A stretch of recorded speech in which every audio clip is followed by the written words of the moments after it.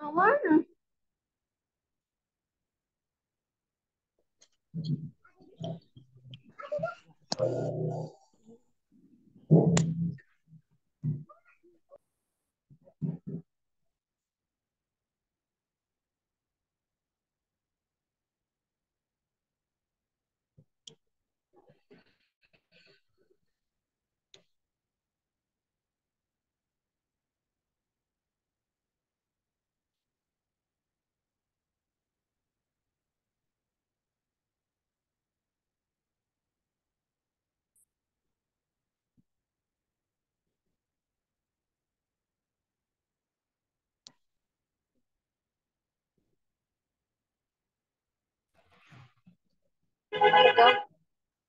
Ada berapa bagian di Alisa?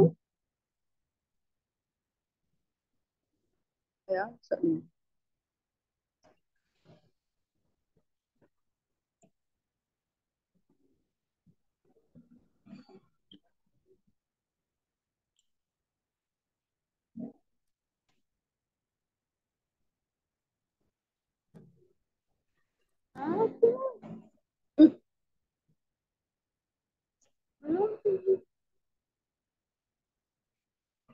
Masa mau kau keluar?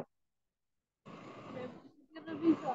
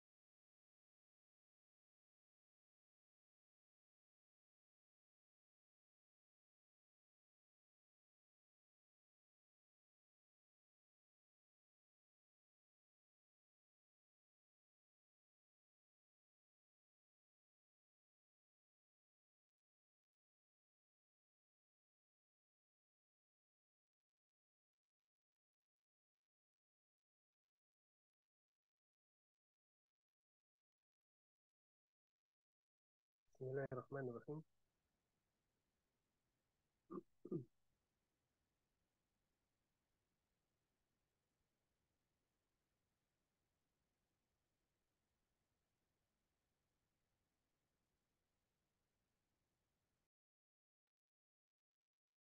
Bismillahirrahmanirrahim. Assalamualaikum warahmatullahi wabarakatuh.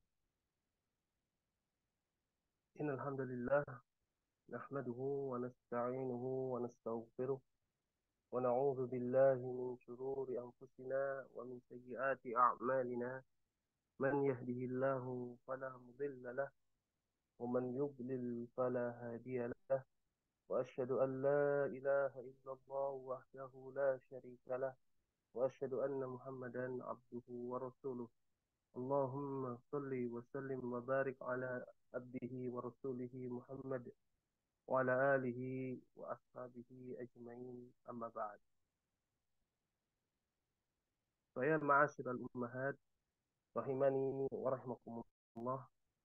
Alhamdulillah kita bisa ber, bermajelis kembali dalam rangka tafaqquh fiddin, yaitu mendalami agama Islam, yang mudah-mudahan tujuan kita dalam rangka mendalami agama Islam tercapai, yaitu dimudahkan oleh Allah Subhanahu wa taala jalan menuju surga, dan itu adalah suatu tanda kebaikan yang Allah kehendaki bagi kita semua.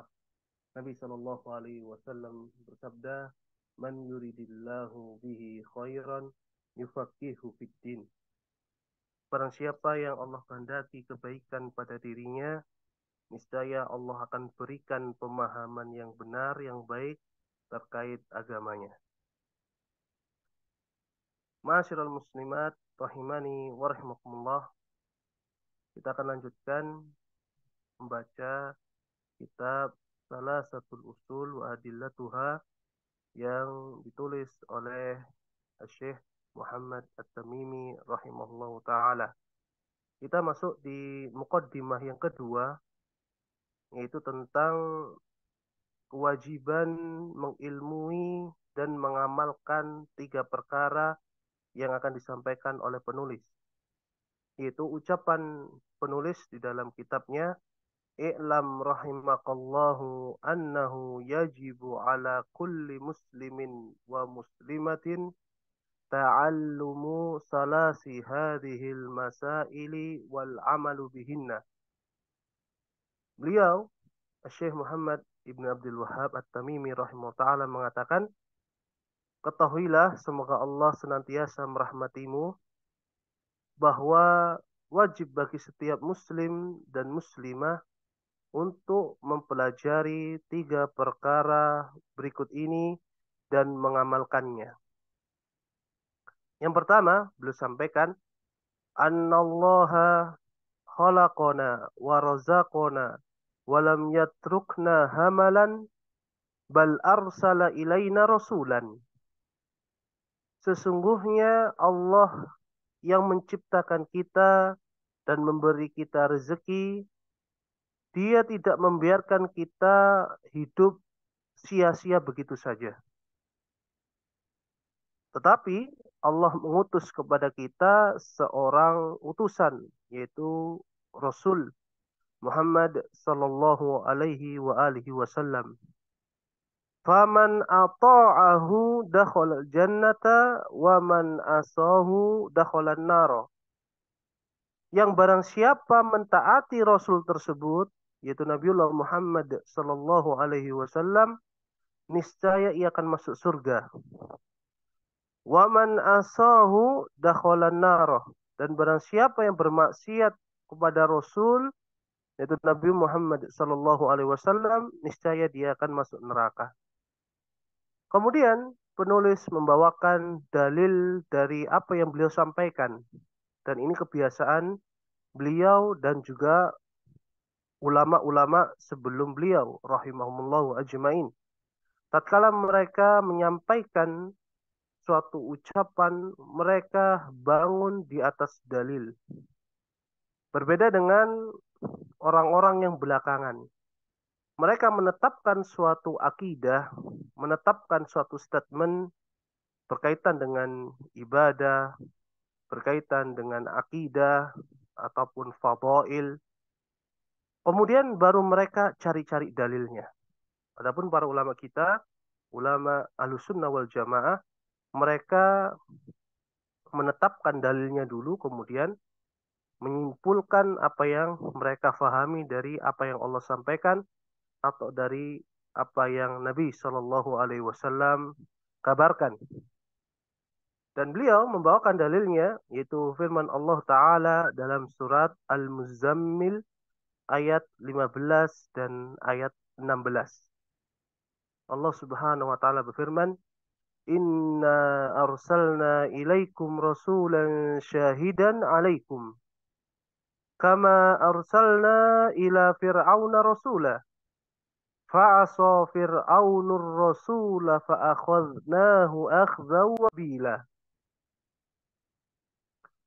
Allah Azza wa Jalla berfirman, sesungguhnya kami telah mengutus kepada kamu, hai orang-orang kafir Mekah, seorang Rasul, yaitu dari kalangan kalian sendiri, yaitu Muhammad bin Abdullah Al-Qurashi, yang kalian mengetahui tentang keluarganya dan juga mengetahui tentang pribadi Nabi Shallallahu Alaihi Wasallam, yang menjadi saksi terhadap kalian, menjadi saksi apa yang kalian lakukan. Sebagaimana kata Allah, kami telah mengutus dahulu seorang Rasul kepada Fir'aun, yaitu Nabiullah Musa alaihissalam, yang dibantu oleh Nabiullah Harun, saudara beliau alaihissalam. Maka Fir'aun mendurhakai Rasul itu, yaitu Musa, lalu kami siksa dia dengan siksaan yang berat. Ma'asyiral muslimat rahimani wa rahimakumullah. Poin pertama kita bahas tentang apa yang beliau sampaikan, yang wajib kata beliau setiap muslim dan muslimah untuk mengetahuinya dan mengamalkannya, yaitu kewajiban bagi setiap muslim dan muslimah untuk menaati utusan Allah. Ma'asyiral muslimat rahimani wa rahimakumullah, taat kepada Rasul kita akan bahas, yaitu perkara yang penulis rahimahullah ta'ala Syekh Muhammad Ibn Abdul Wahhab rahimahullah ta'ala memulainya dengan menyebutkan rububiyah Allah, bahwasanya Allah telah menciptakan kita, telah memberi rizki kepada kita, dan dialah Ar-Rabb. Kata Rabbul, ya, itu maknanya tidak lepas dari tiga makna. Yang pertama, Ar-Rabb artinya yang menciptakan. Yang kedua, Ar-Rabb maknanya yang menguasai ciptaannya itu. Dan yang ketiga, makna Rabb adalah yang mengatur, yang mengurusi ciptaannya tersebut. Maka tidak ada satupun zat yang menciptakan, menguasai, kemudian mengatur ciptaannya secara mutlak selain Allah Subhanahu wa taala. Maka daripada itu, makna Rabb itu lebih luas daripada makna ilah atau Tuhan, sesembahan. Oleh karena itu, kami secara pribadi tidak menerjemahkan kata Rabb dengan kata Tuhan. Karena kata atau lafaz Tuhan maknanya adalah sesembahan. Misal ucapan kita la ilaha illallah, yaitu kita mengucapkan syahadat itu berkali-kali dalam sehari, yang maknanya adalah tidak ada Tuhan atau sesembahan yang benar untuk diibadahi kecuali Allah. Dan makna la ilaha tidak sama dengan makna la rabba. Ya. Karena kalau la Rabba, semua manusia pun hakikatnya mengakui tidak ada yang menciptakan, menguasai ciptaannya, kemudian mengaturnya dengan memberi rizki, memberi kehidupan yang nantinya akan mematikan dan membangkitkan kembali. Yang mampu itu semua kecuali Allah Subhanahu wa taala. Maka kesimpulannya, Ar-Rabb tidak sama dengan Al-Ilah. Dan di sini penulis memulai dengan membahas rububiyah Allah, yaitu sifat-sifat Rabb pada diri Allah Subhanahu wa taala, yaitu menciptakan dan memberi rizki sebagai penguasa ciptaannya dan pengaturnya. Dan Allah Subhanahu wa taala baik di dalam Al-Qur'an menyebutkan tentang sifat-sifat Rabb ini. Misalnya dalam surat Al-A'raf, Allah Azza wa Jalla berfirman, Inna rabbakumullahu alladhi khalaqas samawati wal arda fi sittati ayyam. Tsumma stawa 'alal arsy. Sesungguhnya Rabb kamu ialah Allah yang telah menciptakan langit dan bumi dalam 6 hari. Lalu dia setelah menciptakan itu bersemayam di atas arsy. Arsy itu adalah makhluknya Allah yang paling tinggi, yang paling besar. Ya. Di dalam hadis disebutkan oleh Nabi Shallallahu Alaihi Wasallam bahwasanya langit ini dibandingkan dengan arsy, ya, itu bagaikan uang koin yang dilemparkan di gurun pasir. Uang koin itu jumlahnya 7 untuk memposisikan atau memperumpamakan langit. Sedangkan arsy itu seperti padang pasir. Nah, Allah Subhanahu wa taala dalam ayat ini dan ayat-ayat yang sangat banyak, dan ini kesepakatan ulama Ahlussunnah wal Jamaah, Allah di atas arsy, di atas tempat yang paling tinggi. Dan di sini Allah mengabarkan posisi Allah, bukan berarti Allah butuh arsy. Berbeda dengan kita.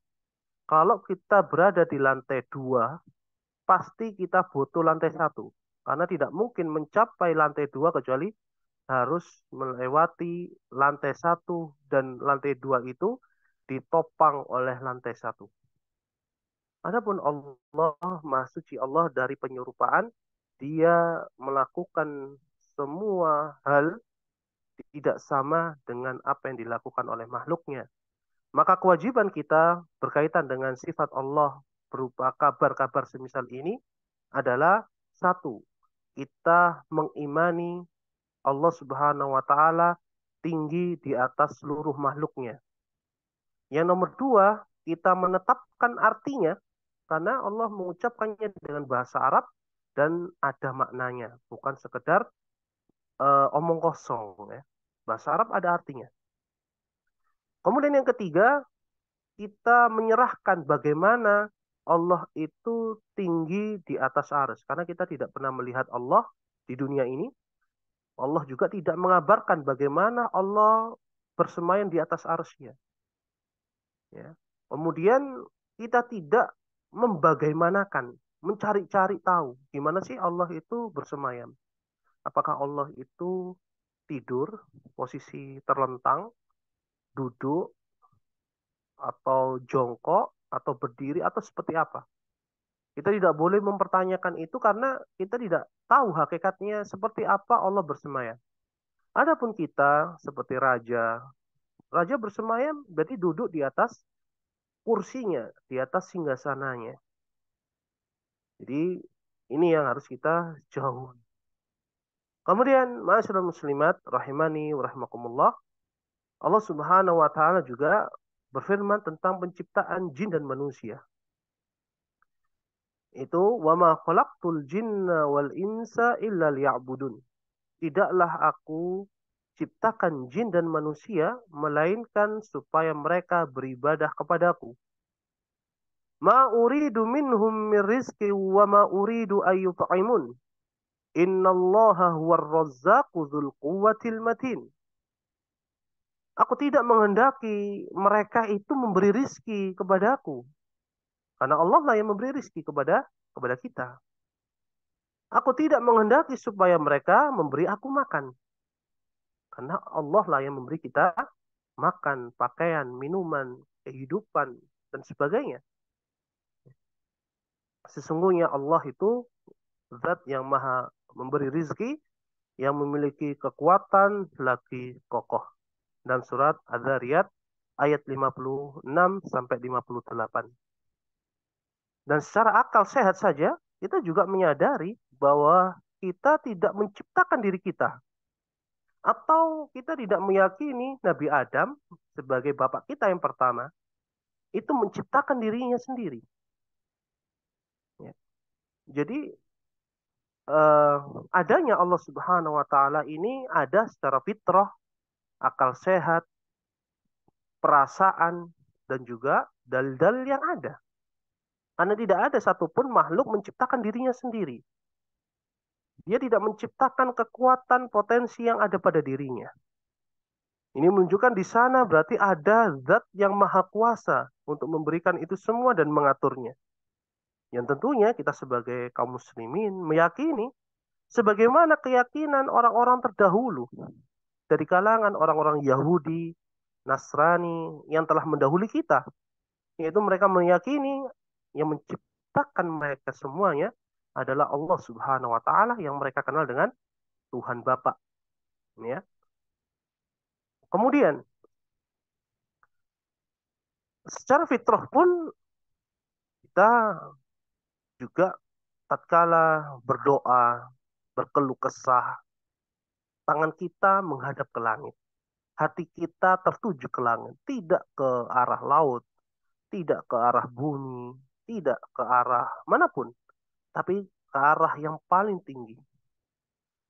Bahkan ketika orang-orang yang terdesak ya, dalam keadaan genting, ditimpa musibah, bencana, ya, mereka dahulu meninggalkan sesembahan-sesembahan selain Allah. Mereka kembali kepada Allah Subhanahu wa taala. Dan Allah abadikan kisah ini. فَإِذَا رَكِبُوا فِي الْفُلْكِ دَعَوُوا اللَّهَ مُخْلِصِينَ لَهُ الدِّينَ. Tatkala mereka mengarungi bahtera, kapal berlayar, tiba-tiba mereka memurnikan doa mereka kepada Allah. Wa idza najjahum ilal barri idahum yusyrikun. Kata Allah Subhanahu wa taala, tatkala kami selamatkan mereka ya, sampai ke daratan, tiba-tiba mereka pun kembali menyekutukan Allah Subhanahu wa taala. Ini Allah abadikan bagaimana fitrahnya manusia. Tatkala mereka mendapatkan musibah, mereka meninggalkan sesembahan-sesembahan selain Allah. Mereka memurnikan hanya kepada Allah. Begitu pula kisah yang sangat menakjubkan dari Abu Bakar As-Siddiq radhiyallahu anhu. Ketika dia masih kecil, bapaknya Abu Quhafah radhiyallahu anhu sebelum beliau masuk Islam pernah mengajak Abu Bakar As-Siddiq menemui salah satu berhala yang diagungkan oleh keluarga bapaknya, bapaknya Abu Bakar As-Siddiq.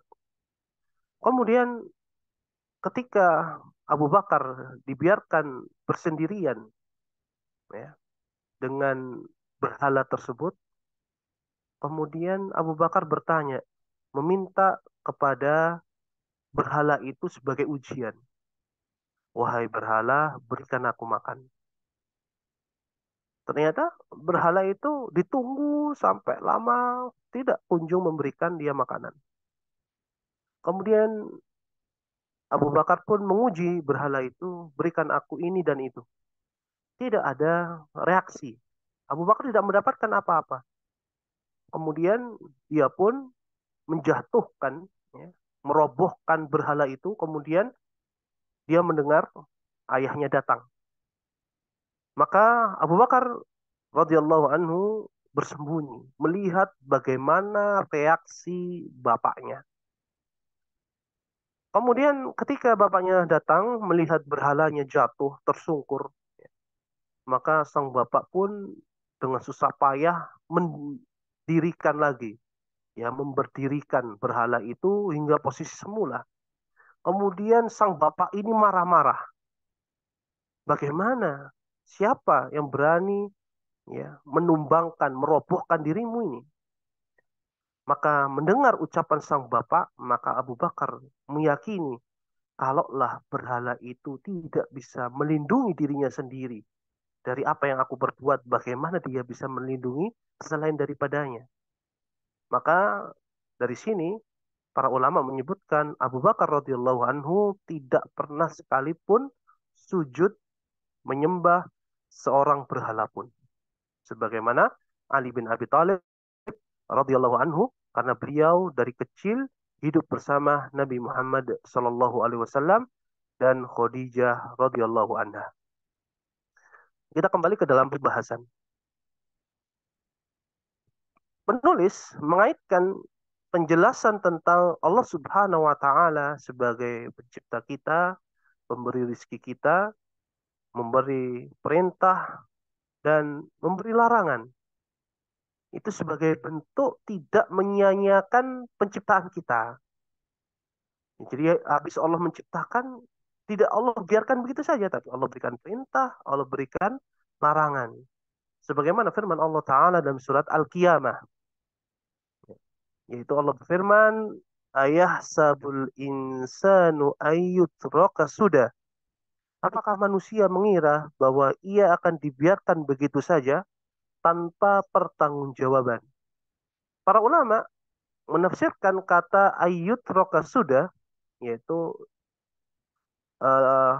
Allah tidak membiarkan kita terwujud tanpa adanya pengaturan dari Allah Subhanahu wa taala. Dan Al-Hafidz Ibnu Katsir rahimahullah taala dalam kitab tafsirnya mengumpulkan ucapannya para ulama tentang ayat ini, dan beliau mengatakan ayat ini mencakup dua keadaan, yaitu di dunia dan di akhirat. Bahwasanya manusia tidak dibiarkan sia-sia di dunia dengan tidak diperintah dan tidak dilarang. Tapi Allah memberikan perintah dan larangan. Begitu pula mereka tidak dibiarkan sia-sia di alam kubur. Dengan apa? Mereka diberi, ya, eh, perintah di dunia, larangan di dunia, dan mereka akan dikumpulkan, dibangkitkan di hadapan Allah, ya, pada hari kiamat. Yang dimaksudkan bahwasanya Allah akan memberikan balasan. Barang siapa yang mentaati perintah Allah, maka Allah akan berikan balasan yang sesuai dengan amal perbuatan. Begitulah barang siapa yang menerjang larangan Allah, Allah akan berikan balasan yang seadil-adilnya. Ini kata Al-Hafidz Ibnu Katsir rahimahullah taala yang berkaitan dengan tafsir surat Al-Qiyamah ayat 36.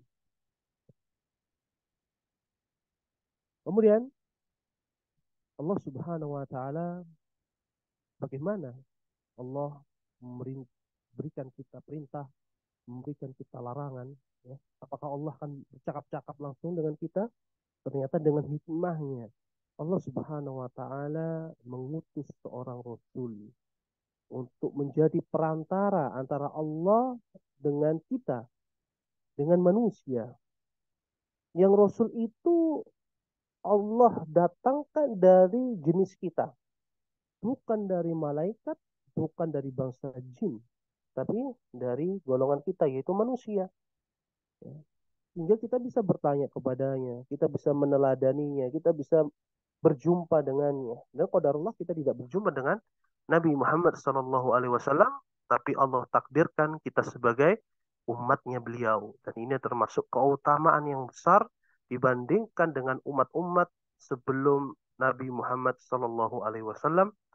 Dan ini patut kita syukuri, yaitu dengan memperhatikan apa yang Rasulullah Muhammad SAW sampaikan kepada kita sebagai penyambung, ya, perantara antara kita dengan Allah Subhanahu wa taala.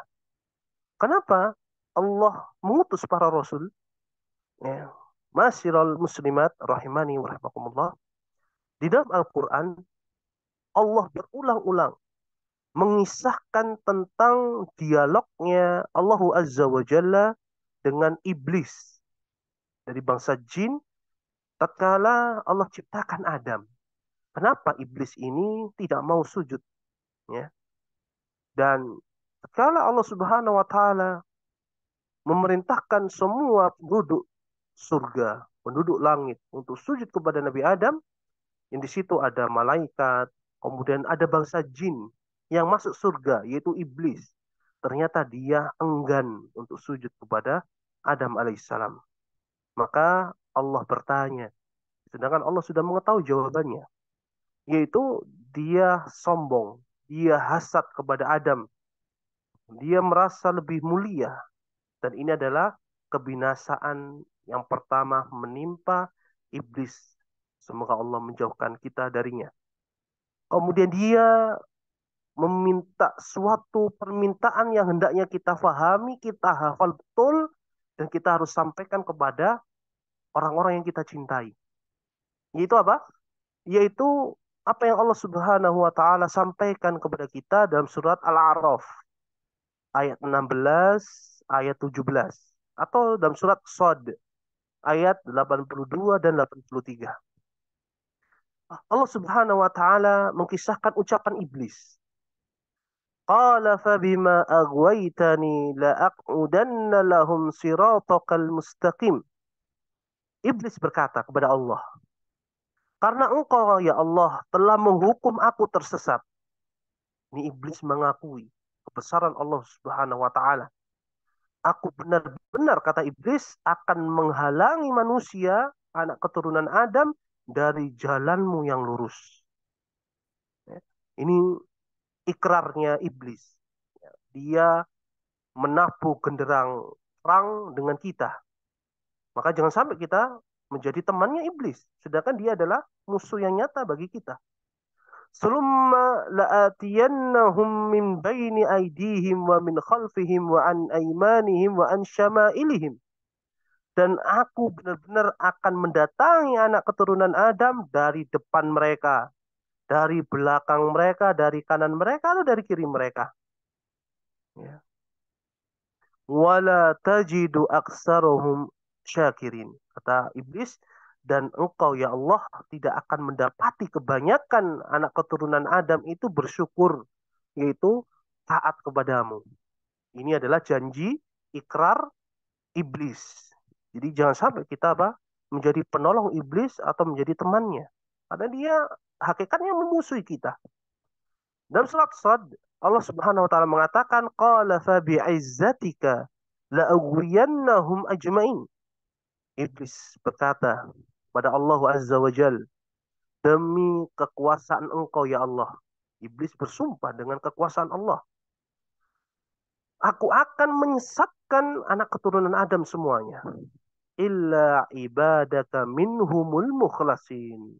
Kecuali hamba-hambamu yang mukhlas.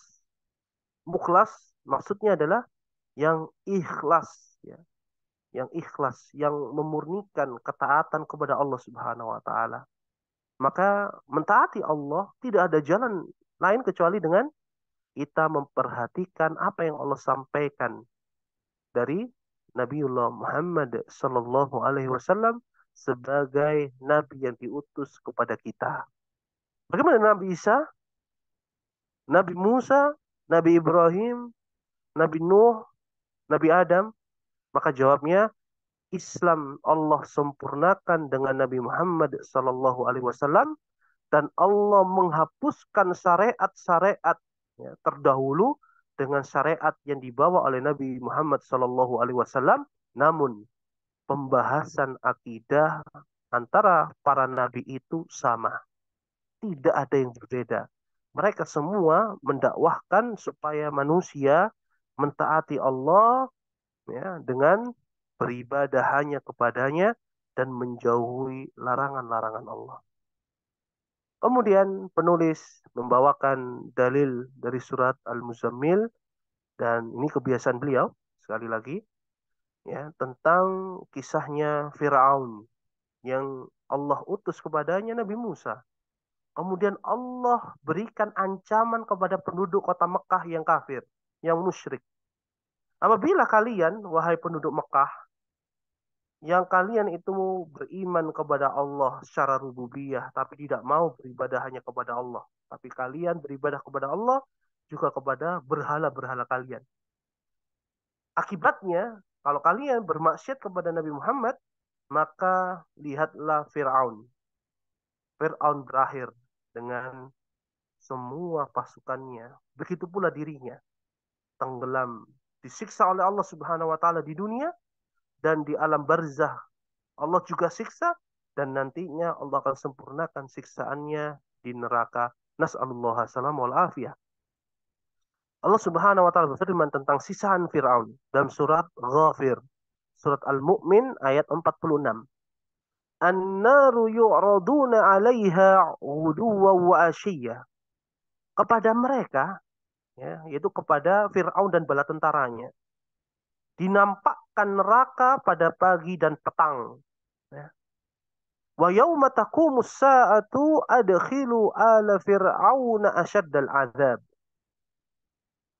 Dan juga pada hari terjadinya kiamat, ya, dikatakan kepada para malaikat, masukkanlah Fir'aun dan bala tentaranya yang kafir itu ke dalam siksa yang sangat keras. Ini ancaman Allah Subhanahu wa taala dan para ulama mengambil faidah dari dalil ini bahwasanya adanya siksa kubur bagi orang-orang yang telah meninggalkan dunia ini dalam keadaan bermaksiat kepada Allah Subhanahu wa taala. Kemudian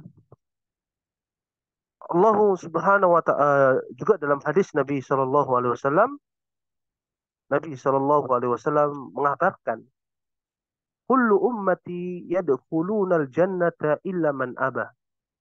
Semua umatku akan memasuki surga, kata Nabi sallallahu alaihi wasallam, kecuali yang enggak mau, kecuali yang enggan. Maka mendengar ucapan Nabi sallallahu alaihi wasallam, para sahabat bertanya-tanya, "Ya Rasulullah, waman ya?" Wahai Rasulullah, siapa yang enggan? Gak ada seorang pun yang gak mau masuk surga. Ya, tapi ini adalah pertanyaan yang wajar ya. Bukan dalam rangka membantah, tapi dalam rangka mencari faidah. Siapakah orang-orang yang sampai nggak mau masuk surga itu? Seperti apa mereka? Maka Nabi SAW mengatakan, Man a'ta'ani dakhalal jannata wa man asani faqad abah. Kata Nabi SAW, barang siapa yang menaatiku, niscaya ia akan masuk surga, dan barang siapa yang mendurhakaiku, sungguh ia telah enggan. Ma'asyiral muslimat rahimani wa rahimakumullah. Mungkin ini yang dapat kami sampaikan, kami bacakan, dan kami berikan penjelasan dari beberapa kitab yang kami miliki dari kalangan para ulama Ahlussunnah wal Jamaah. Mudah-mudahan bermanfaat dan insya Allah kita akan lanjutkan pada perjumpaan yang akan datang bulan depan insya Allah. Mungkin ada waktu 5 atau 10 menit kita bisa bertanya jawab. Mungkin ada sesuatu yang belum paham atau kemarin pembahasannya masih ada yang belum difahami atau penyampaian kami terlalu cepat, ya, mungkin ada koreksi, kami persilahkan. Silahkan kalau mau ada yang bertanya atau memberikan koreksi.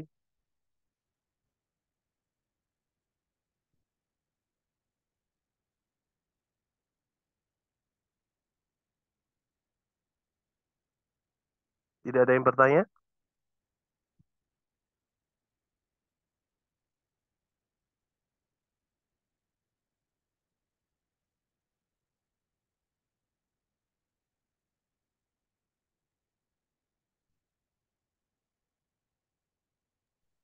Belum ada sepertinya Ustaz.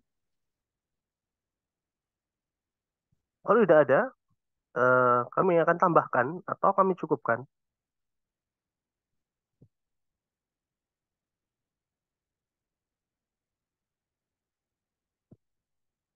Kalau tidak ada, kami akan lanjutkan. Yaitu tentang kewajiban yang kedua, yang wajib kita ilmui dan wajib kita amalkan. yang disampaikan oleh penulis rahimallahu taala. As-saniyatu, di dalam matan beliau mengatakan yang kedua dari kewajiban setiap muslim dan muslimah untuk mengilmuinya dan mengamalkannya. Annallaha la yarda ayyushrika ma'ahu ahadun fi ibadatihi. La malakun muqarrabun wala nabiyyun mursalun. Beliau mengatakan, yang kedua, sesungguhnya Allah tidak ridha, Allah tidak suka, Allah tidak menginginkan secara syar'i Allah dipersekutukan dengan sesuatu apapun dalam beribadah kepadanya. Sekalipun sekutu itu dari kalangan malaikat yang dekat dengan Allah, semisal Jibril, maupun seorang rasul yang diutus oleh Allah. Dalilnya adalah wad-dalilu qauluhu ta'ala, dan beliau menyebutkan dalil dari statement beliau ini, bahwasanya Allah tidak meridhai apabila seorang hambanya menyekutukan Allah dengan seorang makhluk, entah itu kedudukannya sebagai malaikat ataukah sekutu itu kedudukannya seorang nabi. Yaitu firman Allah Ta'ala dalam surat Al-Jin ayat ke-18. Allah mengatakan, wa annal masajida lillahi fala tad'u ma'allahi ahada. Allah berfirman, dan sesungguhnya masjid-masjid itu adalah milik Allah, kepunyaan Allah. Maka janganlah kalian menyembah seseorang pun di dalamnya di samping menyembah Allah Azza wa Jalla. Ma'asyiral muslimat rahimani wa rahimakumullah. Kewajiban yang kedua ini, ya, Allah Subhanahu wa taala, ya, adalah zat yang satu-satunya berhak untuk kita sembah, yang benar untuk kita ibadahi. Dan dia yang punya hak untuk disembah dan diibadahi tidak ridho, tidak senang, tidak menginginkan kalau di antara kita ini ada yang ibadah itu mestinya untuk Allah, ternyata ya untuk Allah juga untuk selain Allah. Ya. Karena hak Allah ini ya tidak Allah berikan kepada selain Allah. Ya. Allah menginginkan dia itu diibadahi sebagaimana dalam surah Adz-Dzariyat tadi. Wa ma khalaqtul jinna wal insa illa liya'budun. Dengan hikmahnya Allah menciptakan jin dan manusia hanya untuk beribadah kepadanya. Tatkala Allah sudah menciptakan ciptaannya, kok ada yang tidak taat dengan melakukan kesyirikan, mempersekutukan Allah di dalam ibadah, maka ini jelas Allah tidak menginginkannya. Allah tidak meridhoinya. Ya. Dan itu adalah haknya Allah. Sebagaimana kita sebagai istri misalnya, kita punya hak untuk dinafkahi oleh suami kita. Nafkah lahir ataupun nafkah batin. Nafkah berupa makan, minum, pakaian, tempat tinggal, semampu suami kita. Nafkah batin, pendidikan, ya, kita diajarkan halal dan haram, taat, diajarkan juga kemaksiatan supaya kita bisa menjalankan ketaatan, menjauhi kemaksiatan. Kita diajarkan iman dan kufur, diajarkan tauhid dan syirik, diajarkan sunnah dan bid'ah. Ini adalah haknya setiap kita, para istri. Termasuk nafkah batin. Begitu pula nafkah berkaitan dengan ranjang. Kemudian nafkah kebersamaan dengan suami. Ya. Bayangkan ketika tatkala kita sebagai istri, kemudian suami memberikan haknya itu yang mestinya untuk kita, ternyata diberikan kepada wanita yang tidak ada hubungan pernikahan antara dia dengan suami kita. Bagaimana perasaan kita? Tentu kita tidak akan terima. Kita akan marah besar. Mungkin kita akan melakukan hal-hal yang di luar nalar, di luar akal sehat, di luar kebiasaan kita. Ya. Mungkin kita mengumpatnya, mungkin kita akan datangi, melabraknya, kita akan laporkan, ya, dan sebagainya. Ini sebagai bentuk apa? Ketidakridhoan kita diselingkuhin gitu ya. Maka Allah Subhanahu wa taala, ya, lebih tinggi daripada makhluknya. Allah tidak ridha apabila hak ibadahnya itu diberikan mestinya kepada Allah, ternyata Anda hambanya memberikannya kepada selain Allah. Meskipun itu seorang malaikat, misalnya Jibril alaihissalam. Sebagaimana orang-orang Nasrani, mereka menyembah Ruhul Kudus, yaitu Jibril alaihissalam. Entah itu malaikat ataupun nabi. Semisal Nabi Isa alaihissalam. Sebagaimana orang Nasrani menyembah, beribadah kepada Yesus, yaitu Isa alaihissalam. Allah Subhanahu wa taala tidak ridha. Ya. Dan dalilnya adalah wa annal masajida lillahi fala tad'u ma'allahi ahada. Sesungguhnya masjid-masjid itu milik Allah, maka janganlah kalian, ya, berdoa, beribadah kepada Allah juga kepada selain Allah. Maka ungkapan beribadah kepada Allah sama dengan ibadah kepada selain Allah, itulah yang dinamakan oleh Allah Subhanahu wa taala kesyirikan, ya. Jadi kesyirikan itu tidak sebatas seseorang itu beribadah kepada selain Allah, tidak. Tapi juga beribadah kepada Allah dan beribadah kepada selain Allah. Sebagaimana dalam bahasa Arab, kata syirk itu artinya sekutu. Ya. Tatkala kita itu misalnya seorang laki-laki menikahi, ini secara bahasa, menikahi seorang wanita misalnya bernama Asia, maka ternyata laki-laki ini tidak menikahi selain Asia, hanya satu Asia, hanya satu wanita. Maka dia telah menjadikan Asia satu-satunya sebagai istrinya. Sehingga dalam bahasa itu disebut tauhid. Bahasa, sekali lagi dalam pembahasan bahasa. Tatkala laki-laki itu menikah kembali, menikahi Asia, juga dia menikahi Maryam, maka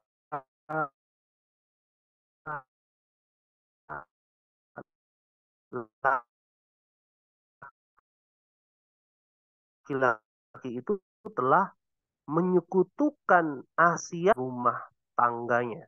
Jadi dia menafkahi Asia, juga menafkahi Asia, juga mengurusi Maryam. Maka inilah hakikat dari lafaz syirk atau kesyirikan.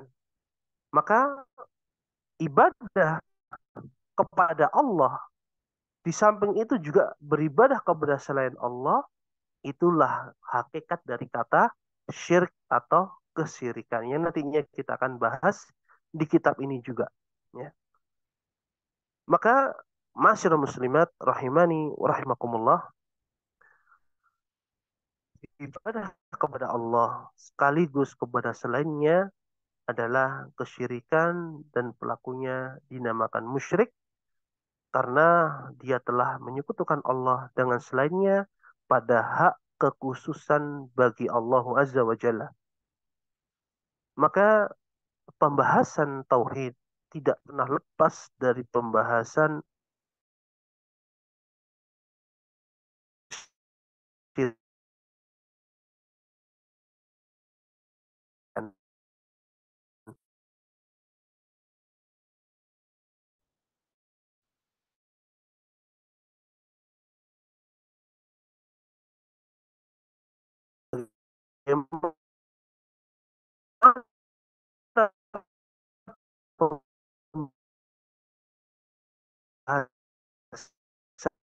Iman kepada Allah tidak akan pernah itu tentang khayalan manusia.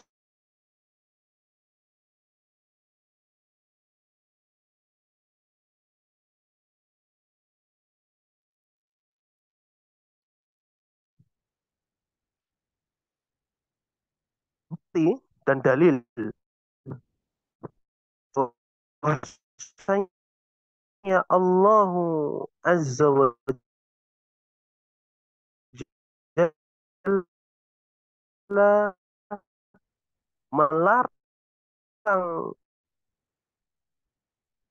dari sesuatu itu menunjukkan Allah tidak ridho. In takfuru fa innallaha ghaniyun ankum. Allah Subhanahu wa taala berfirman dalam surat Az-Zumar ayat ke-7. Allah tidak memerlukan ta'ala. Kemudian Allah melanjutkan, wala yardha li ibadihil kufra. Dan Allah tidak meridhoi kekafiran bagi hambanya. Wa in tashkuru yardhahu lakum. Kata Allah Subhanahu wa taala, dan jika kalian bersyukur, niscaya Allah ridho bagimu kesyukuranmu itu. Dari ayat yang mulia ini dalam surat Az-Zumar ayat ke-7, jika Allah Azza wa Jalla tidak ridho dengan kekafiran, tidak ridho dengan kesyirikan, maka wajib bagi setiap muslim dan muslimah untuk tidak ridho dan menjauhi apa yang Allah tidak ridhoi itu. Karena keridhoan dan kebencian seorang muslim dan muslimah itu mengikuti keridhoan dan kebencian Allah Jalla wa'ala. Jadi kita tidak boleh ridho, kita tidak boleh cinta, kita tidak boleh benci kecuali Allah cinta, Allah ridho, dan Allah benci. Sehingga kita punya standar yang sama. Kita tidak akan membenci sesuatu kecuali sesuatu itu memang patut untuk dibenci. Dan tidak ada sesuatu yang paling tinggi, yang paling agung, yang menyebabkan kita membenci sesuatu, kecuali karena hal itu Allah Subhanahu wa taala ridho, benci kepadanya. Maka keridhoan kita harus kita ikutkan kepada keridhoan Allah Subhanahu wa taala. Tatkala kita benci, kita harus benci karena mengikuti kebencian Allah Azza wa Jalla. Masyaallah muslimat rahimani wa rahimakumullah. Poin yang ketiga yang disampaikan oleh penulis yang wajib bagi setiap muslim dan muslimah untuk mengilmuinya dan mengamalkannya, yaitu ucapan beliau as-salisatu, yang ketiga, anna man ata'a ar-rasula wa wahhadallaha la yajuzu lahu muwalatu man haddallaha wa rasulah walau kana aqraba qaribin. Kata penulis Syekh Muhammad rahimahullah taala, bahwasanya barang siapa yang mentaati Rasul Nabi Muhammad SAW dan mentauhidkan Allah, tidak boleh baginya berkasih sayang, berloyalitas kepada siapa saja yang memusuhi Allah dan memusuhi Rasulnya Shallallahu Alaihi Wasallam, meskipun yang memusuhi itu dari kalangan kerabat yang dekat dengan kita, dari kalangan orang yang dekat kita cintai. Ini tidak boleh kita. Jadi kalau kita mencintai seseorang harus punya alasan kenapa kita mencintainya. Begitu pula tatkala kita membenci, maka harus punya alasan kenapa kita membencinya. Dan sebaik-baik alasan adalah alasan yang bisa, yang mampu kita ucapkan di hadapan Allah pada hari kiamat kelak. Kemudian penulis membawakan dalil dari statement beliau, ucapan beliau, yakni dalam surat Al-Mujadilah atau Mujadalah ayat terakhir.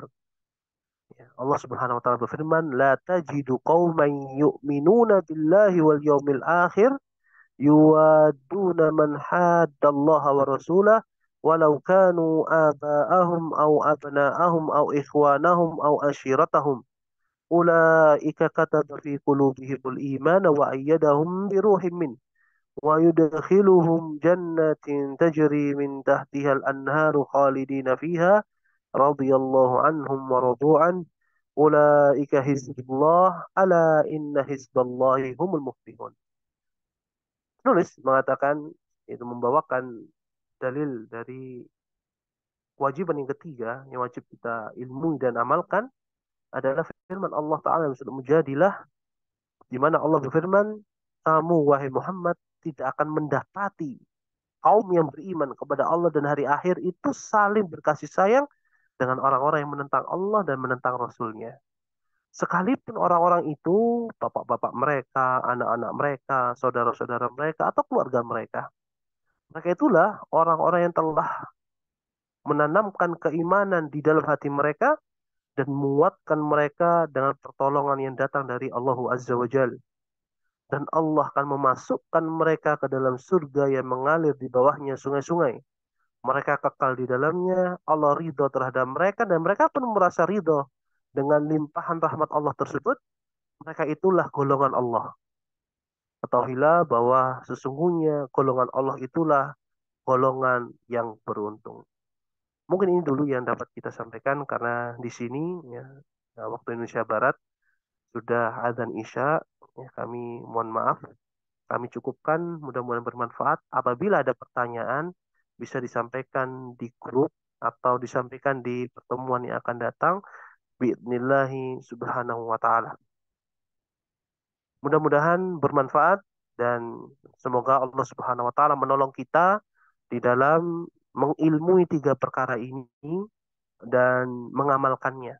Karena kebahagiaan itu adalah tatkala kita mentaati Allah dan menjauhi larangannya. Cukup sekian, mudah-mudahan Allah Azza wa Jalla mengijabahi semua harapan kita dan doa kita. Wassallallahu wasallam ala nabina Muhammad. Subhanakallahumma wa bihamdika asyhadu an la ilaha illa anta astaghfiruka wa atubu ilaik. Assalamualaikum warahmatullahi wabarakatuh. Waalaikumsalam warahmatullahi wabarakatuh. Jazakallah khair ilmunya.